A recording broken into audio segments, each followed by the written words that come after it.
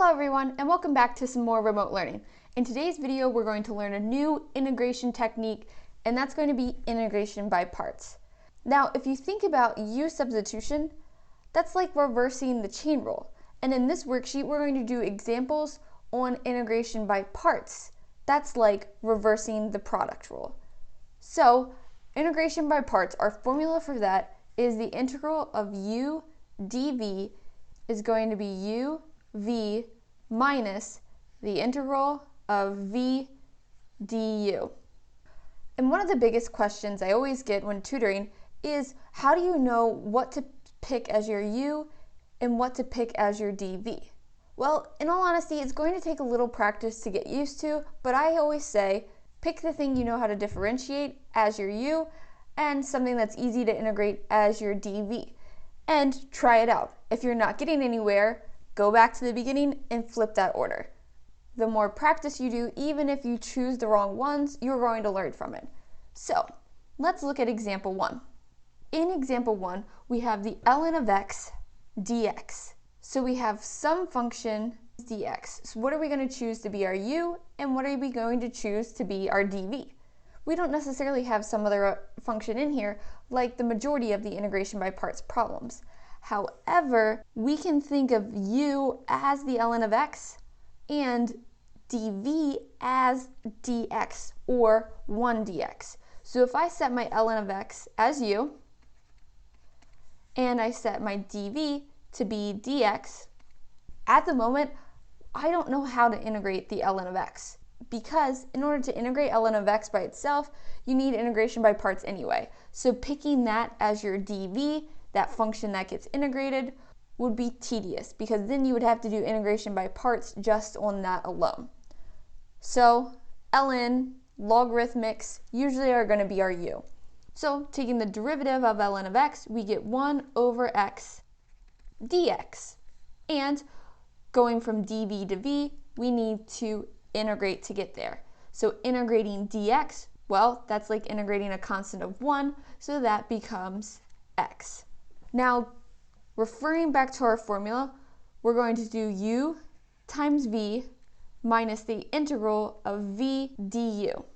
So we're going to have x times the ln of x minus the integral of x times 1 over x dx. So you can see my u v x ln of x and my v du x 1 over x, integrating that with respect to x. Notice that if I was to simplify down x times 1 over x times 1 over x is just 1. And 1 is something that I can integrate. So this becomes x ln of x minus, integrating 1 with respect to x, is x. And then don't forget our plus c. X ln of x minus x plus c is the integral of the ln of x dx. Now, before we really dive into this worksheet, let's talk about not an indefinite integral, but a definite integral. So if we had some bounds on this, let's say I put the bounds of 1 to 5. Well, when I was integrating, after I did that first part, uv, that by itself, that's this x ln of x, technically has the bounds from 1 to 5, and my integral also still has the bounds from 1 to 5. Now when I go to integrate, we know that this has bounds from 1 to 5, and once I integrate it, I still have those same bounds from 1 to 5, and obviously if we have bounds, we won't have this plus c to worry about. So if I'm dealing with x ln of x from 1 to 5 minus x from 1 to 5, I think it's easier to combine that together and evaluate all of that with my bounds. So I'm going to have x ln of x minus x, putting everything back together from 1 to 5. And let's go ahead and do this out, even though it's just algebra from here. Plugging in 5, we get 5 ln of 5 minus 5, and then we're subtracting, plugging in 1, which is 1 times ln of 1 minus 1. And remember, it's this entire function when plugging in 1 that's subtracted. So don't forget those parentheses. Now, ln of 1 goes to 0, and 0 times 1 is 0, and we're subtracting a negative 1. So because we're subtracting a negative 1, that's the same as adding a positive 1. So this becomes 5 ln of 5 minus 4. So if we had the bounds from 1 to 5, this would be our solution in example 1. Let's move on to example 2. In example 2, we have our two separate functions, x multiplied by cosine of 2x. So we need to choose one of those to be our u and the other one to be our dv, including that dx with it. Now, like I stated before, we want to choose something that's easy to differentiate, and we want our dv to be something that we can integrate. We know how to do each with both of these functions. However, x is actually going to terminate, or when we take that derivative, we're going to get rid of that variable. So let's go ahead and set x as our u. So I'm going to write u dv, and then I'm going to write du because I'll take the derivative of what I pick for u, and I'll integrate dv to get v. I like to write this out every time on my sheet so that I don't lose track of what I'm doing. So I'm going to set x as u, which means that dv is going to be the cosine of 2x dx. I include my dx within that dv, so I know that I'm going to integrate that as my next step. So taking the derivative of x will give me 1 dx, or simply dx. Now we're going to integrate cosine of 2x dx. So if you refer back to that previous worksheet, we went over those basic integration strategies, and integrating a cosine function becomes a sine function. So we're going to have the sine of 2x, but if we took the derivative of just sine of 2x, we would have cosine of 2x, and that times 2. We don't have that 2 in there, so we need to make sure we divide it out. So divided by 2, or all over 2. Now, let's draw our arrows. We go from u to v minus the integral of v du. So filling this in, uv is going to be x sine of 2x all over 2 minus the integral of v du, which is sine of 2x over 2 dx. Our next question is, can we integrate this? Yes, we can, and we can do it without integration by parts. It's just simply integrating. So this is going to give me, I'll rewrite my first term, that's x sine of 2x all over 2, and then integrating sine of 2x over 2, I can bring that 1/2 out in front and integrate sine of 2x. Integrating sine of 2x, think about integrating the sine function. Remember, negative cosine, that derivative is sine.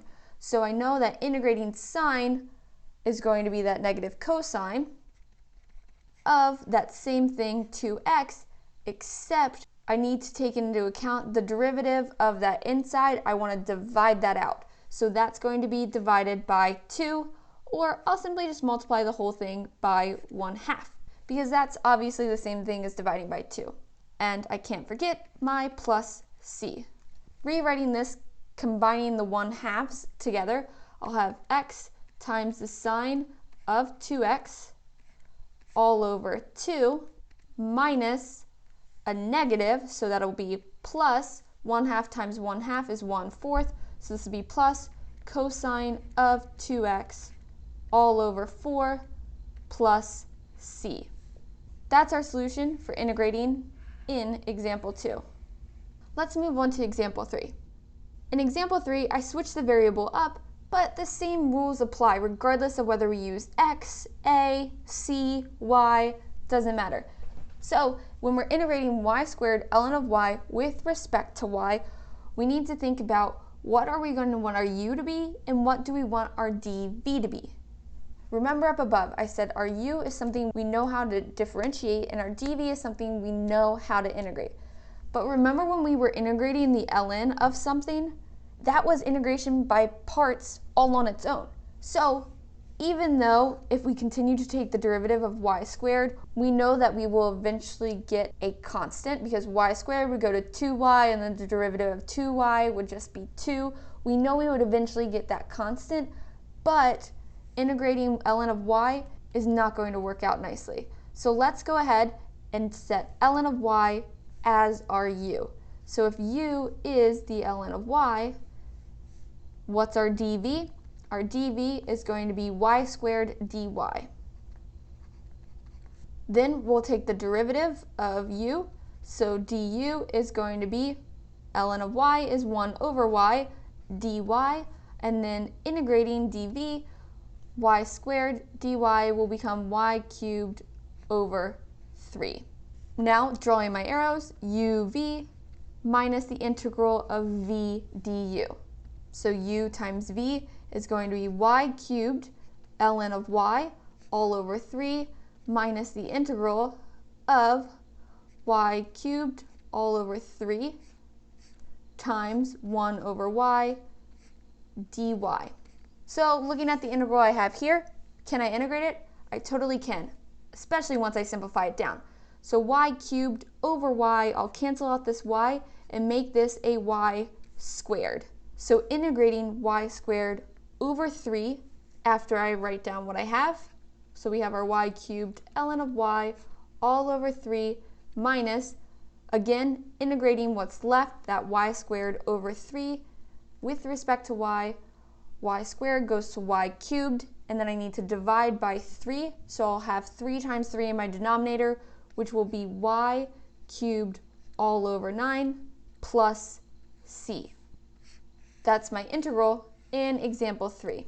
So if you attempted this worksheet on your own and you set u as y squared and dv as the ln of y dy, right away you should have recognized the problem, because like I said, in order to integrate ln of y, you need to do integration by parts.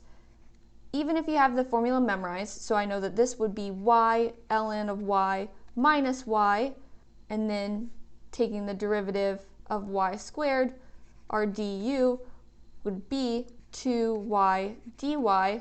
Look at our new integral that we created. We create uv minus the integral of v du. That v du that we have to integrate becomes a lot messier than what we started with. It's going to be 2y squared ln of y minus 2y squared.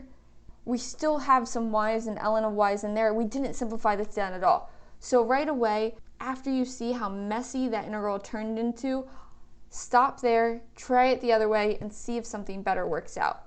A lot of this is trial and error until you get used to picking out what's a good u and what's a good dv. There's small patterns that you'll start picking up on the more you practice.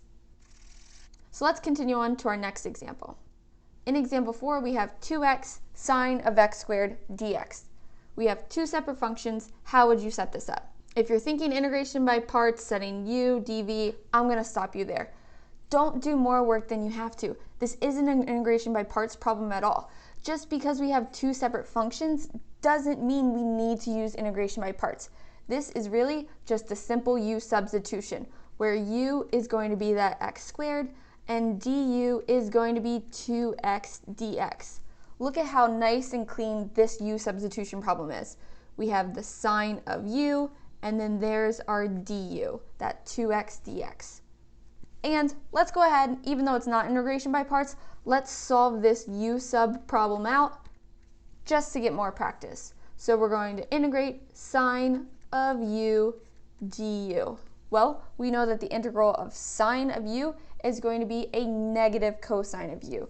So this is going to be negative cosine of u plus c.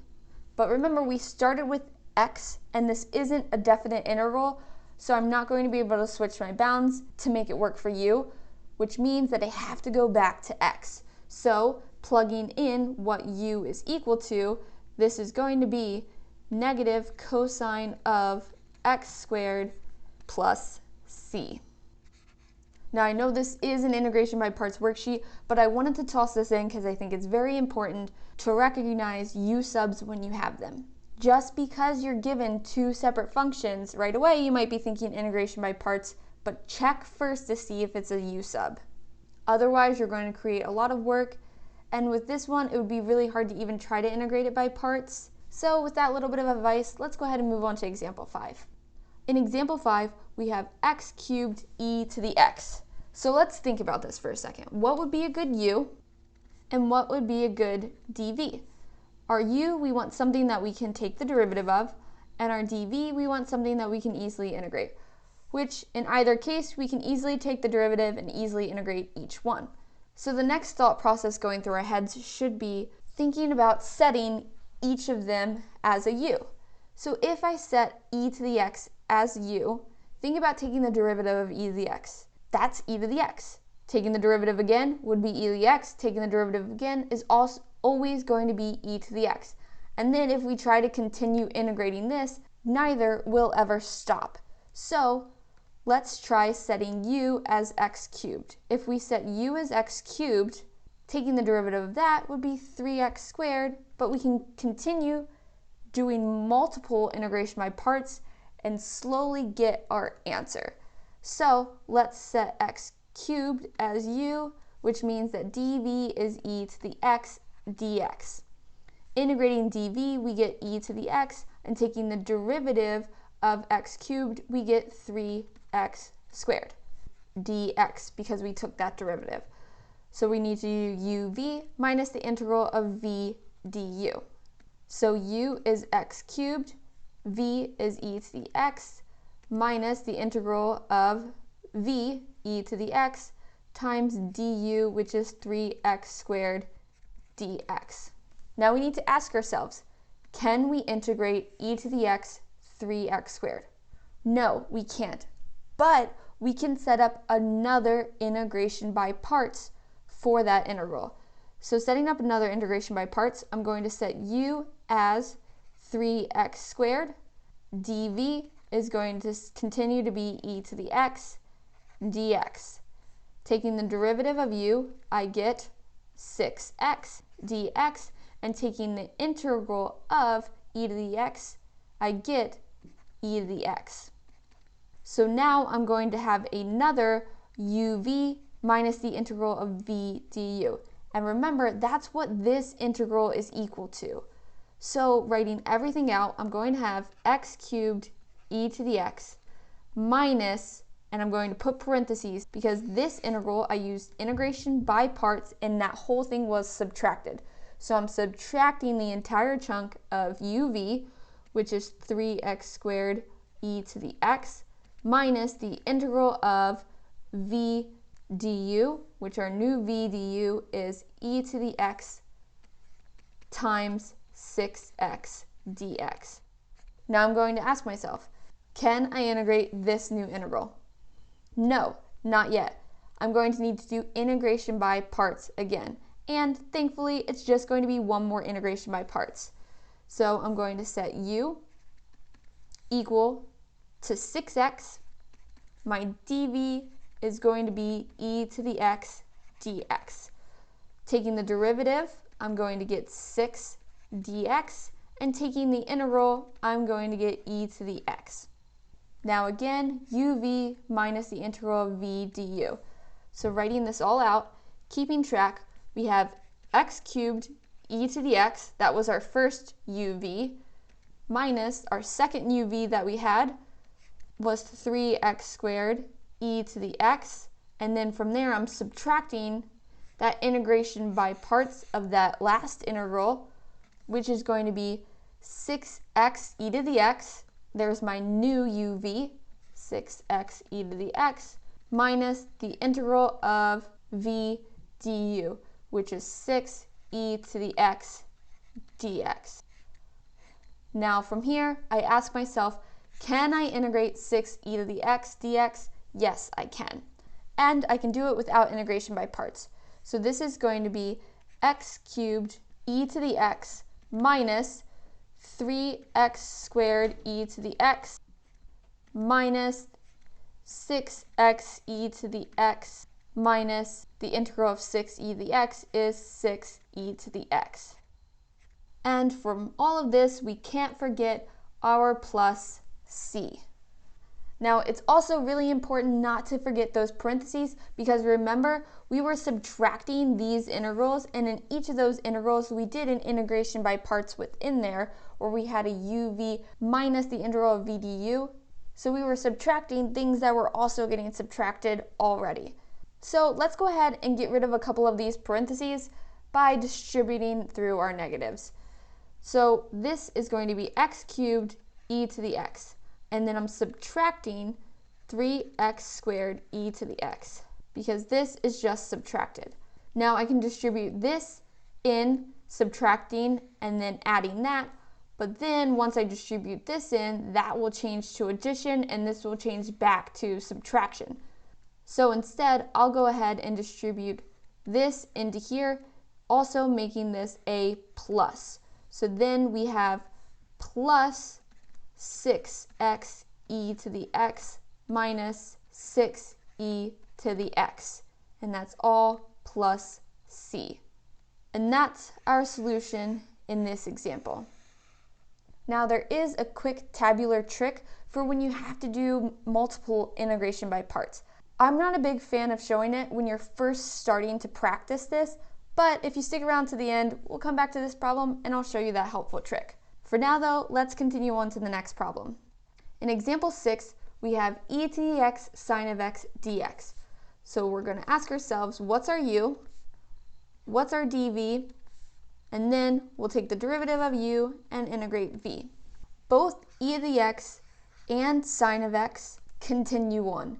Whether we integrate or take the derivative of either one, we're going to get either into a loop with sines and cosines, or we're going to continually get the same thing with those e to the x's. So whatever one you pick to be u, dv doesn't really matter in this problem.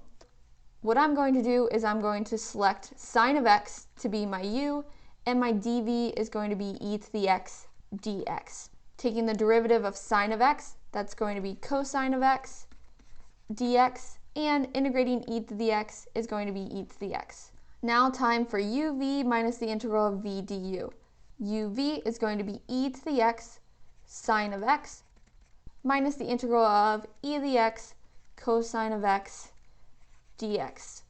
Again, we have two functions where it's not going to matter which one we set as our u and our dv. However, I'm going to stick with what I did before, setting the trig function as u and our e to the x as our dv.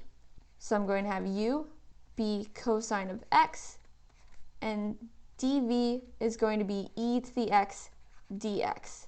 So taking the derivative of cosine, I'm going to get negative sine of x dx. And integrating e to the x, I'm going to get e to the x. So here we have uv minus the integral of v du. So writing this out, we have e to the x sine of x minus uv, which is e to the x cosine of x, minus the integral of v du, which you can see if I'm subtracting this integral and within the integral I have a negative, that's going to be the same as adding the positive integral, and we have e to the x sine of x dx. Now we have to ask ourselves, how are we going to set up this integration by parts? E to the x sine of x. But wait a second, this is pretty familiar. Actually, it's the same exact thing that we started with. We're back to the beginning. So you may be thinking, oh great, we have this issue, but we don't. Because what is this equal to?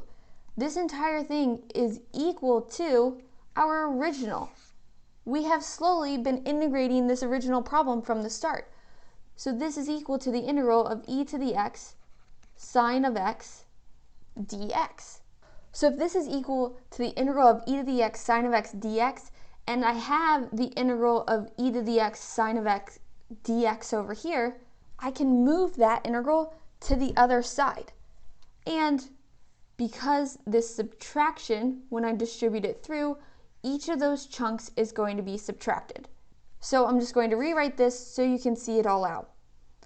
Currently, I have the integral of e to the x sine of x dx equal to e to the x sine of x minus e to the x cosine of x plus, but remember I subtracted that entire chunk, so minus the integral of e to the x sine of x dx. What I'm going to do is now add this integral to the other side. So adding it to both sides of my equation. So if I add the integral of e to the x sine of x dx to both sides, what happens? Well, on my right-hand side, those cancel out completely. And on my left-hand side, I'll have 2 of those integrals. So I have 2 times the integral e to the x sine of x dx, and that's equal to e to the x sine of x minus e to the x cosine of x. But let's think back to what were we actually solving for?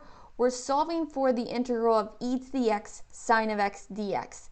I'm not trying to solve for 2 of those, I just want to know what one of them is equal to. And that step's simple to fix. All I'm doing is dividing both sides of my equation by 2. And when we do that, we'll have the integral of e to the x sine of x dx is equal to e to the x sine of x minus e to the x cosine of x all over 2. And we can't forget our plus c. Because we moved that integral over, we never actually integrated and got that plus c, but throughout all of our integration, we were having constants, so we need to keep track of that with an overall plus c. And that's our solution. This problem is what I like to call a boomerang problem. It's where we start with some integral, and as we do integration by parts, we go right back to that same integral. So we need to adjust it with some algebra to get the answer. And these boomerang problems occur when we have either a cyclical function, so think about sine of x going to cosine of x, going to negative sine of x, going to negative cosine of x, back to sine of x, or e to the x going to itself repeatedly. Neither of those will ever be a constant, so that's a good case of a boomerang problem. Now, as promised, since we finished out this worksheet, let's go back up to that previous example, and I'm going to show you the quick tabular method. So we're starting out with x cubed e to the x. We decided we were going to be taking the derivative of our x cubed and we were going to be integrating e to the x.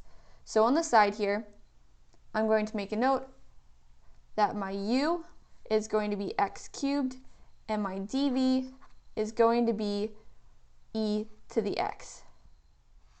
So now what I'm going to do is I'm going to take my derivatives of my u's and I'm going to integrate my dv until I find a row that I can indeed integrate. So taking the derivative of x cubed, I get 3x squared. Integrating e to the x, I get e to the x. Can I integrate this row?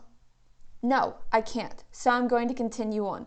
So I'll take the derivative of 3x squared, which is 6x, and I'll integrate e to the x, which is e to the x. Now I'm going to ask myself, can I integrate this here?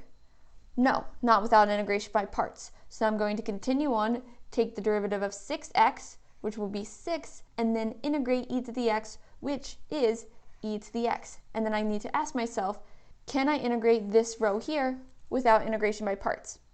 Yes, I totally can. So now that I finally hit a row that I know how to integrate, we're going to build back, remembering our uv minus our v du. So we did uv minus the integral of v du. So you can see this right here is like our first integration by parts. But then you can see that that new integral became the integration by parts that we used next. So now that bottom row of our first two becomes the top row of the second two. So this becomes our new integration by parts. So again, we have uv minus v du, where that new v du, grabbing the row with our 6x and our 6, then becomes this new integration by parts. And let me see if I can make these colors a little more clearly. So let's go ahead and get rid of this, and then I'll redo this table. So you can see that x cubed is this first integration by parts. Then we have 3x squared and 6x. That is our integration by parts that we did second. And then finally back to this 6x, 6, that was our third integration by parts. So you can see it's essentially all three of those integration by parts consolidated into one table. So we're not repeating steps. But here's the tricky part. How do we know when we add or subtract? Because remember when we were subtracting the integral and then we did another integration by parts, there were parts that got subtracted and then subtracted again. So going through our heads, we know that this uv is positive. So we do uv and then we're subtracting the integral of v du. So if we're subtracting that entire integral, that means that this next arrow, this next uv is subtracted. So I'm going to make a note that this is subtraction for that next one. So I have my uv minus my integral of v du. So when I distribute that negative through, that means that my next uv is subtracted, like we have, but that also means that my integral is subtracted as well. And if we're subtracting that integral that's subtracted, that means that my next uv is going to be positive.